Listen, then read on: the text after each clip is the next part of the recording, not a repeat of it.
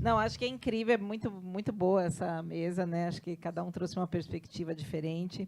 Mas o que eu ia dizer é que, assim, eu acho que também dessa perspectiva de que assim, é uma garantia que nós vamos atingir? Não, não é garantia, obviamente não. Mas eu acho que a gente tem oportunidades na mão. Então, agora, eu acho que é um momento em que é preciso muita união. Do ponto de vista das pessoas que trabalham na área da saúde, das pessoas que querem buscar esse desenvolvimento sustentável, porque a gente tem algumas oportunidades importantes. Né? A gente tem, como foi mencionado aqui, o plano de enfrentamento das condições crônicas, né, que na época era chamado de doenças crônicas. Você tem, muito claramente, alguns indicadores muito bons, mas que a gente precisa perseguir, a gente precisa revisitar aquilo, né, constantemente. A gente teve agora aprovação não, né, encaminhamento da lei complementar da reforma tributária, que é um avanço. Apesar da gente não ter conseguido tudo que a gente queria dentro dessa proposta, as propostas que ali estão são positivas. Então, tem uma questão que é assim, quando a gente fala, por exemplo, do controle do tabaco, né, que é uma área que o Brasil se destacou e tudo mais, e que a gente conseguiu uma redução significativa, né, a gente observa que, dentre as políticas que foram adotadas, que é um conjunto de políticas, não é uma ou outra, mas a que mais teve impacto foi a da tributação. Então, sem dúvida alguma, a tributação, como a gente tem a oportunidade agora, né, de ter, através da reforma tributária, o imposto seletivo para tabaco, álcool e refrigerantes, junto com a desoneração de uma cesta básica, que é compreendida como uma cesta que deve ser mais saudável, é uma oportunidade e tanto do ponto de vista da questão da melhora, né, dos fatores de risco das doenças crônicas não transmissíveis. Porém, é isso, quer dizer, a gente tem uma grande dificuldade aí, porque mesmo sabendo disso, por exemplo, o tabaco não é reajustado desde 2016 no Brasil. É um absurdo. Não teve reajuste de imposto nem de preço mínimo de tabaco. Continua sendo os mesmos R$ 5. Ou seja, isso é um absurdo. A gente deveria ter aumentado ao longo desse tempo. Né? Se a gente quer deixar de estimular o consumo de produtos nocivos para estimular o de saudáveis, a gente tem que dificultar o acesso dos nocivos e não facilitar, e facilitar o acesso dos saudáveis. É isso que está se tentando, eu acho, que nessa proposta da reforma. Mas, se a gente tem isso lá no texto. Então, tá, imposto seletivo contempla tabaco, álcool, refrigerantes, né, bebidas açucaradas, mas que, na verdade, ali está só listada o refrigerante, né, quando você vai ver a lista, é só um grupo de produtos, e a questão da desoneração da cesta. Mas, se as alíquotas, que vão ser definidas depois, por lei ordinária, não forem adequadas, gente, jogar por terra tudo. Porque se for uma alíquota baixa para tabaco, por exemplo, você corre o risco de um retrocesso, você corre o risco de ter redução e não aumento. E a mesma coisa em relação aos demais produtos. Então, a briga continua. E agora nós vamos ter uma etapa muito importante, que é essas definições no Congresso. Né? A gente já sabe que tem um grupo opositor no Congresso que já apresentou uma proposta que praticamente mata o seletivo. Então, desse ponto de vista, é um risco muito grande para a gente que trabalha nessa área, sabendo que a tributação tem um impacto na questão de promover ou não o consumo de determinados produtos, no caso, os produtos que são fatores de risco para as condições crônicas, que vão impactar lá na frente, né, no consumo das pessoas, depois no adoecimento que elas têm, na sobrecarga do sistema de saúde, etc., e, dependendo do que for apresentado ou do que for aprovado, a gente pode ter um avanço ou a gente pode ter um retrocesso.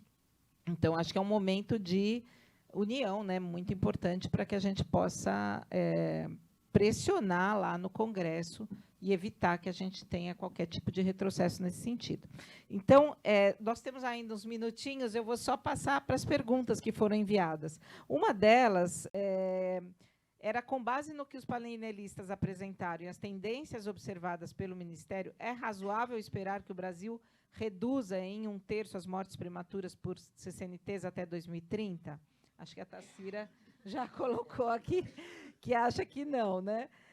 Na verdade, eu acho que atingir a meta é muito difícil, até porque a gente tem, se por um lado a gente teve a redução do tabaco, a gente teve um aumento grande, né, na parte da questão do sobrepeso, obesidade, a questão do alcoolismo, por exemplo, né, do uso abusivo do álcool. A gente tem várias condições aí que não dão essa perspectiva, né, que talvez aumente aí os casos de câncer, e então, num curto prazo, isso vai ser difícil.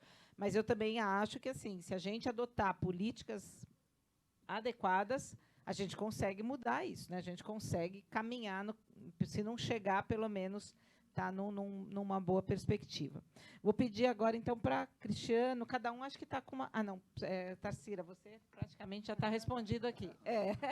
Cristiano, se você puder só responder a sua e o Eduardo, acho que dá tempo da gente completar o tempo da mesa. Pronto, é rapidinho. Aqui perguntaram sobre... Você acredita que o censo das UBSs pode contribuir de alguma forma para o diagnóstico, a capacidade da APS em lidar com as CNTs? Seria interessante o fórum analisar o instrumento? Vou começar pelo final. O instrumento, ele já, inclusive, foi apresentado pelo Ministério, já foi criticado, né? Ele contém vários componentes, é uma lista considerável de questões que vão ser avaliadas no censo. Tem um questionário virtual, daí depois vai ser feito uma aplicação de um questionário in loco, né, com uma amostra. Eu acho que ele ainda está muito longe disso, né? Ele ainda está... ele é um resgate muito do que tinha no PEMAC, então ele fala muito das estruturas, dos processos de trabalho, né, daquilo que é da educação permanente. Então, eu avalio de que ele vai trazer informações que possibilitam se construir um plano para 2026, né? Eu acho que é nessa perspectiva. Então, isso vai ser a longo prazo, né? E aí, só respondendo a questão anterior, sim, que foi colocada para a Letícia, eu também acho que, como eu falei, a gente está num processo de retomada, né? Então, se este ano a gente conseguir manter, né, isso é uma ótima perspectiva, né, porque isso significa de que, pelo menos, nos próximos anos, o impacto ele pode ser muito positivo, né? A pergunta, ela não diz tanto a respeito, acho que um pouco pela minha convivência do Ministério, daria para avisar, que se há alguma discussão no Ministério da Saúde no sentido de revitalizar a Política Nacional de Promoção da Saúde, a PNPS.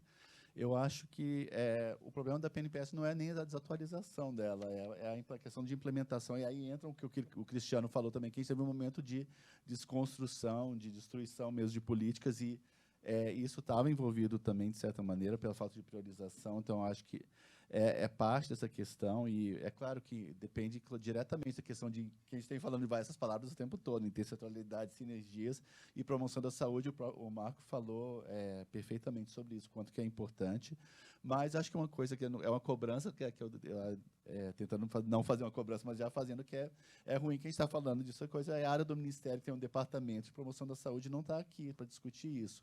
E essa mesma área de promoção é muito importante, que ela tenha a coordenação de alimentação e nutrição, que dialoga, porque as questões têm uma coordenação específica com a questão das doenças crônicas, que vai até discutir no grupo de doenças cardiovasculares, por exemplo, que é aí onde trabalha todas as questões das linhas de cuidado, a parte que é da atenção primária da saúde. Então, e é claro, como o DEPAS, o PRO é de promoção da saúde. Então, como é promover isso de fato, que acho que é essencial. E eu só queria terminar da mesma forma que o Cristiano vai fazendo um pouquinho, assim, só fazer eco, que de fato não tem como alcançar até lá, mas acho que nosso objetivo tem que ser mudar as tendências, porque a gente não pode manter a questão de que tem indicadores que deviam estar diminuindo, que estão aumentando, e o contrário. A gente, na verdade, tinha que colocar essas tendências no sentido que no próximo plano, aí sim nós vamos poder, esperamos, assim, alcançá-los. Mas se eles estão indo na direção contrária, a gente está no pior dos cenários possíveis. A gente tem que trabalhar primeiro para isso, para aí sim alcançar. Obrigado.